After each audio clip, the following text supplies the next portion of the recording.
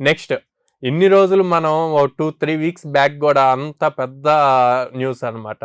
Government job లాంటి company కూడా lay off చేస్తుంది అని చెప్పి వాళ్ళు కూడా ఫ్రెషర్స్ కి ఓపెనింగ్స్ ఇచ్చారు. టీసీఎస్ అమ్మో. టీసీఎస్ 12,000 మెంబర్స్ లే ఆఫ్ వాళ్ళు ఎప్పుడైతే లే ఆఫ్ చేశారో ఇంకా ఐటీ ఇండస్ట్రీ కంప్లీట్ పడిపోయింది, సర్దుకుని వెళ్ళిపోవటం అన్న న్యూస్లు కూడా మనం భారీగా చూడటం జరిగింది. సో వాళ్ళు ఓపెన్ స్టేట్మెంట్ ఇచ్చారు, మేము ఇప్పుడు సీనియర్ లెవెల్ వాటికి ఎక్స్పీరియన్స్ లెవెల్ వాటికి హైరింగ్ చేయట్లేదు, ఫ్రెషర్స్ మీద ఎక్కువ ఫోకస్ చేస్తున్నాము అని చెప్పి 40,000 ఫ్రెషర్ హైరింగ్ అనౌన్స్ చేశారనమాట. సో టీసీఎస్కి టీసీఎస్ ఎన్క్యూటీ అనే ఎగ్జామ్ ఉంటుందండి. దీంట్లో ఈ ఎగ్జామ్ క్వాలిఫై అవ్వాలి. అది క్వాలిఫై అవ్వాలి అంటే యాప్ట్యూడ్ రీజనింగ్ ఒకటి వచ్చి ఉండాలి.